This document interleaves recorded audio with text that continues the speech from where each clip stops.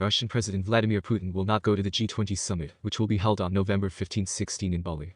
Russia will be represented at the event by Foreign Minister Sergei Lavrov. Vedomosti writes about this with reference to sources in the Kremlin and the Foreign Ministry. According to Leonid Kalashnikov, the head of the State Duma Committee on CIS Affairs, Putin's refusal to fly to the summit is due to the fact that he does not see an opportunity to resolve some issues within the framework of the summit. The West is engaged in direct aversions against Russia, which convinces him that now is not the time for such a conversation, Kalashnikov said. However, according to the Financial Times, citing sources, Indonesian President Joko Widodo phoned Putin a week ago and then offered the administration of US President Joe Biden to organize a meeting with Putin as part of the summit. The White House responded with a categorical refusal.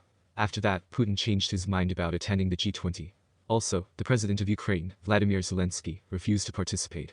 My personal position in Ukraine's was that if the leader of Russia participates, Ukraine will not participate, Zelensky said. Russia's position boils down to the fact that a real dialogue should be with the United States, as with the actual participant in the conflict, which makes the main decisions. The US position is also known that no decisions concerning Ukraine can be made without the participation of the Ukrainian side, explained Andriy Korchinov, Director General of the Russian International Affairs Council. According to him, a miracle must happen for Putin to go there and meet with Biden. Putin has probably never been so worried about his security before as he is now, writes Fairdaily. According to the Telegram channel, Putin travels around Russia one day, and his guards control every participant in meetings with the president. Putin is surrounded by dozens of guards. There are almost never random people around him. Each event has a clear scenario, and they all take place under the strict control of the Presidential Security Service, explains Fairdaily. It's not going to work in Indonesia like this.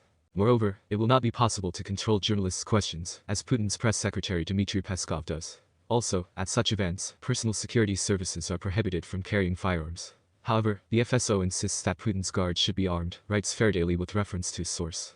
Putin believes that now, without the risk of assassination, he can travel only to those countries where he and his guards can totally control everything that surrounds him, and everyone who surrounds him. It is not for nothing that since the beginning of the military operation, he has traveled only to the countries of the former USSR, Tajikistan, Turkmenistan, Uzbekistan and Kazakhstan.